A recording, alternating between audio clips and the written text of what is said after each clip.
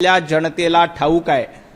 आपल्या भावाला स्वतःच्या घराबाहेर काढण्याचं पाप उद्धवजी ठाकरे, संजय राऊत तुम्ही केलं होतं आणि आता सत्ता जाणार। मुंबई महापालिकेत आपल्या अस्तित्वाची लढाई आहे आणि या लढाईच्या भीतीपोटी, पराभवाच्या भीतीपोटी आपल्या भावाला सोबत घेण्याचा प्रयत्न संजय राऊत आणि उद्धवजी ठाकरे करतायत। त्यामुळे तुम्ही याला प्रीती संगमासारखं चांगलं नाव देऊन त्याची बदनामी करू नका।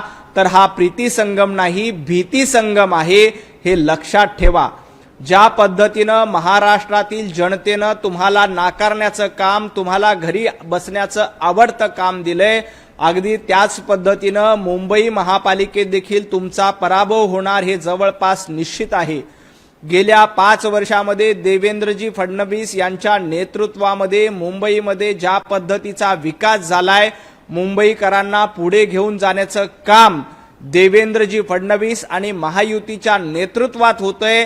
त्यामुळे मुंबई महापालिकेत तुमचा पराभव होणार हे जवळपास निश्चित आहे आणि ही पराभवाची भीती तुमच्या पोटात असल्यामुळेच तुम्ही राज ठाकरे यांच्या सोबत जाऊन प्रीती संगम करण्याचा प्रयत्न करतायत। परंतु हा प्रीती संगम नाही तर भीती संगम आहे, हे महाराष्ट्रातल्या जनतेला ठाऊक आहे।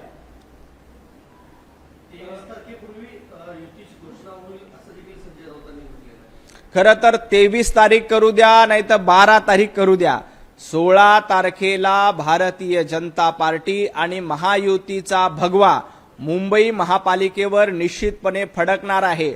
मला एक माहिती अशी मिळाली की राजजी ठाकरे यांना फक्त 60 जागा देऊन त्यांची बोळवण करण्याचा प्रयत्न उभाटा गटाकडनं केला जातोय।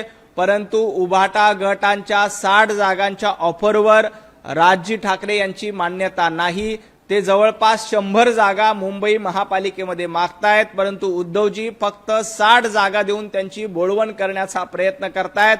त्यामुळे ही जी काही युती असेल किंवा भीती संगम आहे तो उद्याच होईल का याची खात्री नाही। राज ठाकरे फक्त 60 जागांवर समाधानी होतील असं वाटत नाही। अर्थात त्यांनी 60 जागांवर समाधानी व्हावं का 100 जागांवर व्हावं का 40 जागांवर व्हावं हा त्यांचा प्रश्न आहे, त्यांचा अंतर्गत प्रश्न आहे। परंतु आपण काल नगरपालिकेच्या आणि नगरपंचायतीच्या निवडणुकीमध्ये बघितलं, महाराष्ट्रातील जनता देवाभाऊंच्या पाठीशी आहे, महाराष्ट्रातील जनता एकनाथजी शिंदे यांच्या पाठीशी आहे आणि महायुतीच्या जोरावर ज्या पद्धतीनं आम्ही नगरपालिका नगरपंचायत निवडणुका जिंकल्या, अगदी त्याच पद्धतीनं महापालिका निवडणुका सुद्धा महायुती म्हणून आम्ही लढू आणि जिंकू।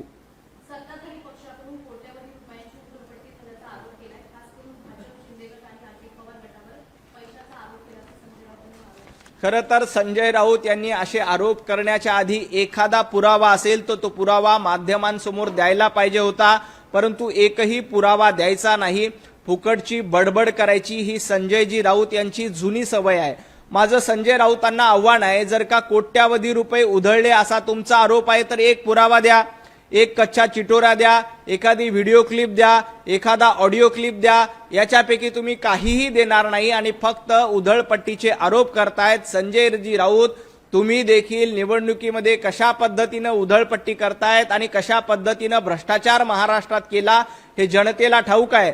जवळपास 100 कोटी रुपये रोज याप्रमाणे तुम्ही वसुली महाराष्ट्रात केली होती, त्याचा हिशोब केला तर 9.5 लाख कोटी रुपयाचा भ्रष्टाचार संजय राऊत तुम्ही केला असा मी आरोप करतोय।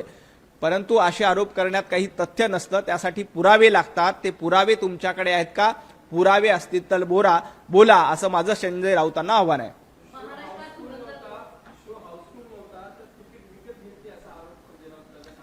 खरं तर संजय राऊत यांना पत्रकारांनी विचारलं की तुमच्या 2 भावाच्या एकत्रीकरणाचं नाटक कधी होणार आहे। आता पत्रकारांना देखील माहीत झाले की हे नाटक आहे, 2 भाऊ एकत्र येतात हे नाटक आहे, हे पत्रकारांनी देखील मान्य केलं आणि त्यामुळेच पत्रकारांनी प्रश्न विचारला की 2 भाऊ एकत्र येणार हे नाटक हाऊसफुल होणार का? संजयजी राऊत, तुमचं हे नाटक फ्लॉप झालेलं आहे। भाऊ बंदकीचं हे नाटक किंवा वाडा चिरेबंदी करण्याचा प्रयत्न तुम्ही जो केलाय तो फ्लॉप झालेला आहे। 2 भाऊ बेस्टच्या निवडणुकीमध्ये एकत्रित आले होते, बॅलेट पेपरवर निवडणूक झाली होती, बॅलेट पेपरवर निवडणूक झाली असताना दोन्ही भावांचा, मनसेचा आणि उभाटा गटाचा दारुण पराभव मुंबई महापालिकेच्या बेस्टच्या निवडणुकीत झाला होता. मुंबईकरांनी तो ट्रेलर दाखवला होता. आता महापालिका निवडणुकीमध्ये धुरंधर देवेंद्रजी फडणवीसच आहेत हे पुन्हा एकदा सिद्ध होईल. आणि रहमान डकेतची भूमिका कोण निभावतंय, तर उद्धवजी ठाकरे रहमान डकेतची भूमिका निभावतात. त्याचं कारण काय? छत्रपती संभाजीनगरच्या नामांतराच्या विरोधात ज्यांनी याचिका दाखल केली होती, नामांतराला ज्यांनी विरोध केला होता, त्या लोकांना मातोश्रीवर प्रवेश दिला जातो आणि उभाटा गटामध्ये त्यांना सामील करून घेतलं जातं. याचाच अर्थ रहमान डकेतच्या भूमिकेत दुर्दैवानं उद्धवजी ठाकरे, आदित्यजी ठाकरे आणि संजय राऊत गेलेले आहेत. आणि धुरंधर हे देवेंद्रजी फडणवीसच आहेत याच्यावर आम्ही म्हणत नाही, महाराष्ट्रातल्या जनतेनं शिक्कामोर्तब केलंय. काल आम्ही जवळपास 125 नगरपालिका आणि नगरपंचायत निवडणुकीमध्ये विजयी झालो आणि हे देवेंद्रजींच्या नेतृत्वाचं यश आहे. त्यामुळे धुरंधर कोण आहेत, तर देवेंद्रजी, आणि रहमान डकेत कोण आहेत, तर उद्धवजी आणि उभाटा गट.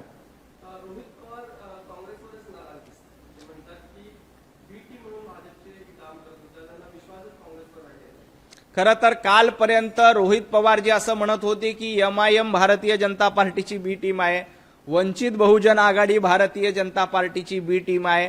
आता रोहित पवारांना नवा साक्षात्कार झालाय. कदाचित रात्री त्यांना स्वप्न पडलं असेल की काँग्रेस भारतीय जनता पार्टीची बी टीम आहे.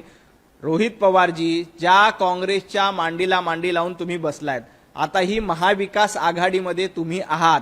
काँग्रेसला तुमच्यापेक्षा जास्त जागा, म्हणजे शरद पवार गटाला ज्या जागा मिळाल्या त्याच्यापेक्षा 3 पट जास्त जागा काँग्रेसला मिळाल्या.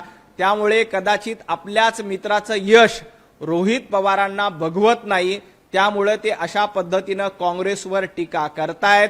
काँग्रेस कुणाची बी टीम आहे याचं उत्तर रोहित पवारांनी हर्षवर्धन सपकाळजींना विचारलं पाहिजे, रोहित पवारांनी शरद पवार साहेबांना विचारला पाहिजे, राहुल गांधींना विचारलं पाहिजे. एक मात्र नक्की आहे की काँग्रेसची या बाकी दोघांच्या तुलनेमध्ये थोडंसं यश जास्त मिळतंय. काँग्रेस विदर्भामध्ये जवळपास 31 जागा मिळाल्यात 100 पैकी, परंतु काँग्रेसचं हे यश पास होण्यावरही नाही, कारण पास होण्यासाठी 100 पैकी 35 जागा लागतात. काँग्रेस ढकलपास देखील झालेली नाही. काँग्रेसचे नेते, काँग्रेसचे प्रदेशाध्यक्ष हर्षवर्धन सपकाळजी यांच्या मतदारसंघामध्ये, यांच्या बुलढाणा जिल्ह्यामध्ये काँग्रेसची धुळधाण उडालेली आहे. भारतीय जनता पार्टीला मोठ्या प्रमाणात यश मिळालंय. आमची लढाई काँग्रेस सोबत आहे. मुंबईमध्ये आमची लढाई उभाटा सोबत आहे.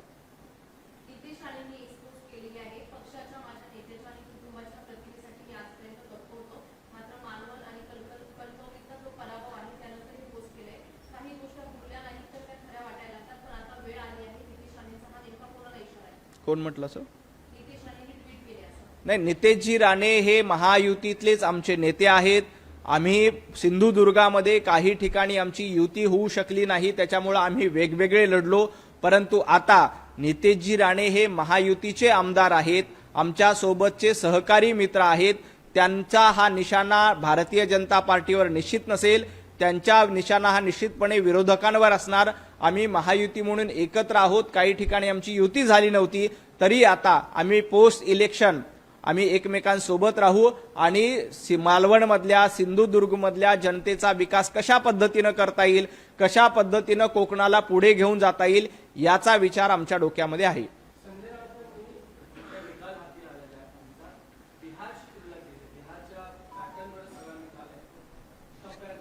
संजय राऊत कधी बिहारशी तुलना करतात, कधी तेलंगणाशी तुलना करतात. तुम्हाला आठवत असेल, लोकसभेला 48 पैकी 30 जागा जिंकल्यानंतर संजय राऊत काय आविर्भावामध्ये होते, कशा पद्धतीनं महाराष्ट्रातल्या जनतेनं आम्हालाच आशीर्वाद दिले, आम्हालाच कौल दिले, अशा पद्धतीनं वक्तव्य करत होते.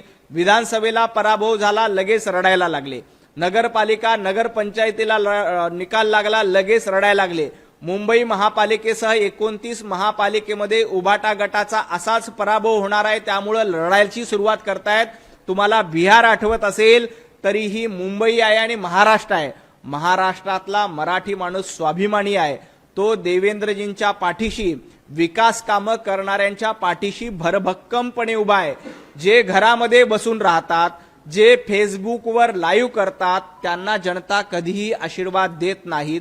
तुमच्या माहितीसाठी उद्धवजी ठाकरे गेल्या काही दिवसांपासून एक वाक्य सातत्यानं बोलतायत की माझ्या हातामध्ये देण्यासारखं काही नाही, माझे हात पूर्णपणे रिकामे आहेत.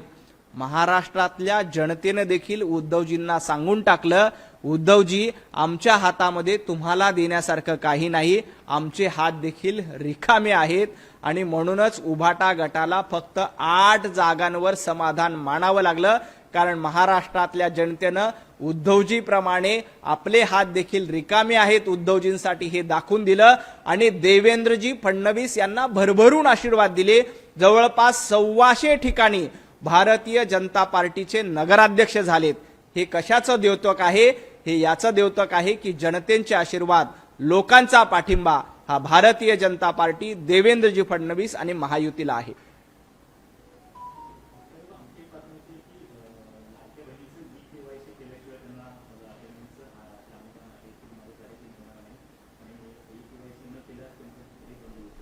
लाडक्या बहिणीची ई-केवायसी सुरू आहे. मोठ्या प्रमाणात लाडक्या बहिणी ई-केवायसी करतायत आणि त्याच्या माध्यमातून जास्तीत जास्त महिलांना फायदा होणार आहे.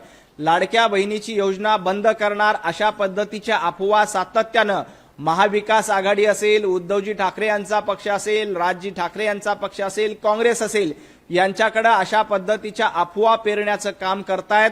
परंतु जोपर्यंत देवेंद्रजी आहे, जोपर्यंत महायुती आहे, तोपर्यंत लाडकी बहीण योजना बंद पडणार नाही. लाडकी बहीण योजना सुरूच राहील. उलट आमचा प्रयत्न आहे की आम्ही विधानसभेच्या निवडणुकीमध्ये आश्वासन दिलं होतं की 1500 रुपये लाडक्या बहिणींना आम्ही देतोय, तो 2100 रुपये आम्ही करणार आहोत.